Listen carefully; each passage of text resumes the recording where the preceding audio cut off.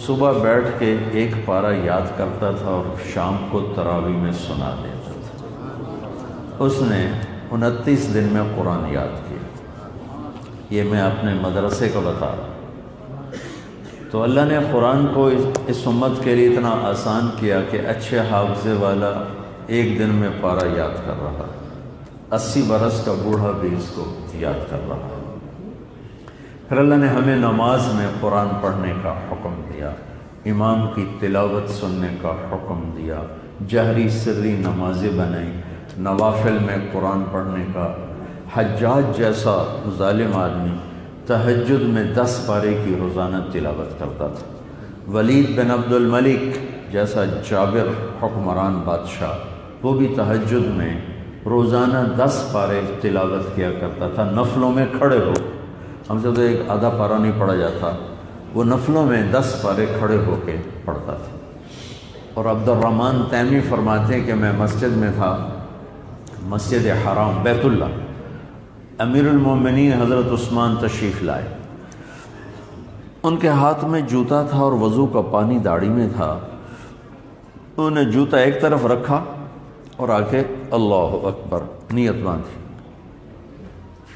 اور الف لام میم ذالک الکتاب سے شروع کیا۔ تو عبد الرحمن فرماتے ہیں کہ مجھے جستجو ہوئی کہ یہ الف لام سے شروع کر رہے ہیں، یہ کہاں رکوع کریں گے؟ میں آج بیٹھ کے سنتا ہوں۔ جہری نوافل پڑھ رہے تھے جو بھی تھا، تو الف لام سے حضرت عثمان بطور امیر المومنین تلاوت شروع کی اور والناس پہ جا کے رکوع کیا۔ ایک رکعت میں سارا قرآن پڑھ لیا، ایک رکعت۔ اور عثمان رضی اللہ تعالی عنہ اس وقت کو 70-72 سال کی عمر تھی جب انہوں نے ایک رکعت میں سارا قرآن کھڑے ہو کے پڑھا۔ تو اللہ نے ہمیں مسجد دی، نماز بڑی خوبصورت دی، نماز میں تلاوت دی، اور مسجد سے پوری امت کو جوڑ دیا۔ ساری امت کو اللہ تعالیٰ نے مسجد کے ساتھ جوڑ دیا۔ اللہ نے جب اس دنیا کو پیدا کیا تو پہلے آپ مسجد بنائی، اور جب دنیا کو تباہ کرے گا تو پہلے مسجد کو گرائے گا۔ پہلے بیت اللہ کی مسجد گرے گی اور مسجد نبوی گرے گی، اس کے نام و نشان تک مٹ جائیں گے، پھر اس کے بعد اللہ تعالیٰ اس کائنات کو مٹا دے گا۔ یہ اللہ کا گھر ہے، یہ کسی کی ملک نہیں ہے۔ ہارون رشید نے ایک دفعہ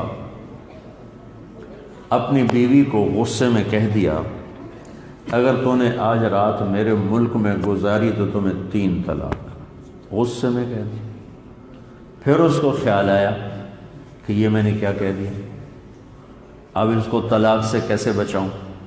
تو اس نے علماء کو جمع کیا کہ میں نے اپنی بیوی کو یہ کہہ دیا ہے، اب کیا شکل ہے کہ طلاق نہ ہو؟ تو کاش ایک ہی شکل ہے کہ تیرے ملک سے نکل جائے، پھر ہی طلاق سے بچے گی۔ اور اس کا ملک تو کراچی بھی تھا، میرا ضلع ملتان بھی تھا، بپال پور کشمیر تک کوئی ہوائی جہاز ہے نہیں کہ اٹھا کے دلی پہنچا دو۔ تو لہٰذا اس کو تو اندھیرا نظر آیا چاروں طرف کہ اب یہ کیا ہوگا۔ تو وہ کہنے لگا، کوئی ابو حنیفہ کے شاگردوں میں ہے، تو قاضی ابو یوسف رحمۃ اللہ علیہ غیر معلوم سی شخصیت تھے، غریب کے بیٹے تھے، باپ مر گیا، ماں کام پہ بھیجتی، یہ راستے میں امام صاحب کی مجلس میں بیٹھتے اور انہی کے ہو کے رہ گئے۔ تم جو کام کے بغیر آتے تو ماں پٹائی کرتی، کام کے لیے جاتی تو جی نہ کرتا اور وہاں کے بیٹھ جاتے۔ تو ایک دن ان کی ماں آ گئی امام صاحب کی مجلس، کہنے لگی، تو مالدار آدمی ہے، کھاتا پیتا ہے، تیری روٹی تو چلتی ہے، یہ غریب یتیم ہے کیوں اس کو برباد کرتا ہے؟ اس کو کوئی ہنر سیکھنے دے، کوئی روٹی کمانے والا بن جائے، مجھ بیوہ کا بھی کام چل جائے۔ وہ ایک دم فرمایا امام صاحب نے کہ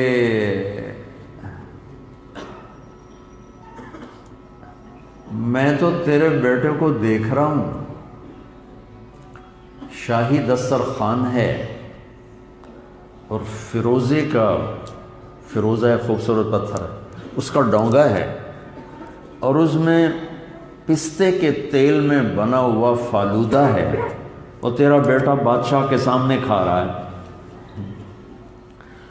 وہ کہنے لگی انک شیخ قد خرفت، عمر تیری زیادہ ہو گئی ہے تو اس لیے بہکی بہکی باتیں کرتا ہے، تو عقل آگے پیچھے ہو گئی نا، بوڑھا ہو گیا تو بات آئی گئی وہ۔ امام صاحب نے اس دن سے ان کا خرچہ باندھ دیا، وہ خرچہ دے دیتے، ان کا گھر چلتا، یہ چلتے رہے 17 برس اپنے استاد کے ساتھ رہے، 17 برس۔ اب یہ واقعہ پیش آ گیا۔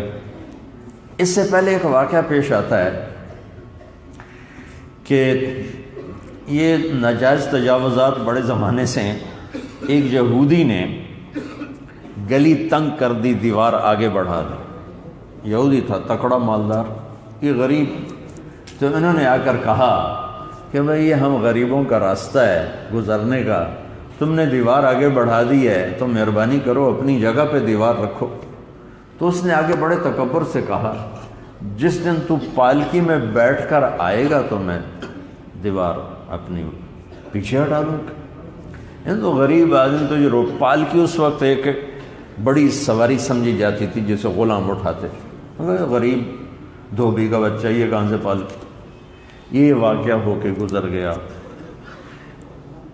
ہارون والا قصہ پیش آ گیا، تو وہ پوچھتا ہے کہ ابو حنیفہ کے شاگردوں میں کوئی ہے؟ انہوں نے کہا ہاں ایک ہے، یعقوب، وہ بلاؤ۔ ابو یوسف رحمۃ اللہ علیہ آ گئے، علماء کی مجلس اسی طرح قائم ہے۔ ہارون پوچھتا ہے کہ میں نے اپنی بیوی سے یوں کہا ہے کہ اگر تو نے آج رات میرے ملک میں گزاری تو تمہیں 3 طلاق، تو کوئی راستہ ہے کہ یہ طلاق نہ ہو؟ تو امام صاحب نے بغیر سوچے فرمایا ہاں، رات مسجد میں گزارے طلاق نہیں پڑے گی۔ تو سارے علماء نے ایسے سوالیہ نظروں سے دیکھا کہ کیسے نہیں پڑے گی، تو امام صاحب نے فوراً یہ آیت پڑھی وَأَنَّ الْمَسَاجِدَ لِلَّهِ وَأَنَّ الْمَسَاجِدَ لِلَّهِ، مسجدیں اللہ کی ہیں، ہارون کی حکومت سے باہر۔